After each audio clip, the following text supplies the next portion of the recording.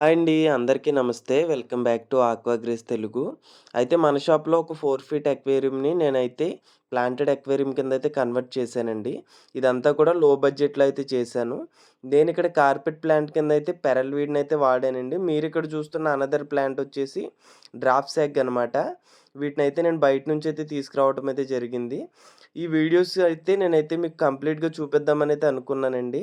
అయితే వీటికి సంబంధించిన స్కేపింగ్ వీడియోస్ అన్నీ కూడా నా దగ్గర మిస్ అయిపోయినాయి. అందుకని నేను ఉన్నంత వరకు నేనైతే ఎడిట్ చేసి మీకైతే ఇన్ఫర్మేషన్ కోసమైతే ఇదైతే పెడుతున్నానండి. అయితే మీలో ఎవరైనా మన ఛానెల్‌ని ఫస్ట్ టైమ్ చూస్తున్నట్లయితే ఫాలో అండ్ సబ్స్క్రైబ్ అయితే చేయండి. అలానే ఒక లైక్ చేసి నన్ను సపోర్ట్ చేస్తారని అయితే కోరుకుంటున్నాను. ప్లాంటెడ్ ట్యాంక్ విషయానికొచ్చినట్లయితే మీరిక్కడ చూస్తున్నారు కదా! నేనైతే దీంట్లో కొంచెం బ్లూ లిక్విడ్ అనేది యాడ్ చేయటం అయితే లిక్విడ్ అనేది ఎందుకనంటే ఆల్గేని త్వరగా రాకుండా చేయటానికైతే నేనైతే యూజ్ చేశానండి. అలానే వాటర్ కూడా కొంచెం క్రిస్టల్ క్లియర్‌గా అయితే కనిపిస్తుంటుంది. ఆ నెక్స్ట్ డే మార్నింగ్ అయితే మీరిక్కడ చూసుకోవచ్చండి. నేనిక్కడ 2 డేస్‌కైతే ఫిషెస్‌నైతే యాడ్ చేశాను.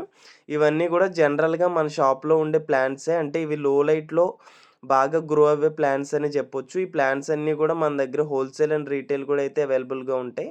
అలానే నేను ఇందులో కొంచెం ఒక లావా రాక్స్‌నైతే యూజ్ చేయడం అయితే జరిగింది. ఇక ఫిల్టర్ విషయానికొచ్చేస్తే నార్మల్ 12 వాట్స్ ఇంటర్నల్ ఫిల్టర్‌నైతే యూజ్ చేశాను. లైట్ విషయానికొచ్చేస్తే నార్మల్ ట్యూబ్ లైట్‌నైతే నేనైతే ఇన్సర్ట్ చేశానండి. అయితే నేను 2 ట్యూబ్ లైట్స్‌నైతే యూజ్ చేశానండి. ఎందుకనంటే 4 ఫీట్ ట్యాంక్ కాబట్టి ఒక ట్యూబ్ లైట్ లైటింగ్ అనేది నాకు సరిపోవట్లేదు అనైతే అనిపించింది. మీలో ఎంతమందికి ఇలాంటి ప్లాంటెడ్ ట్యాంక్స్ అంటే ఇష్టమో కామెంట్ చేయండి. వీడియో నచ్చితే లైక్ చేసి సపోర్ట్ చేయండి. Thanks for watching. Thank you all.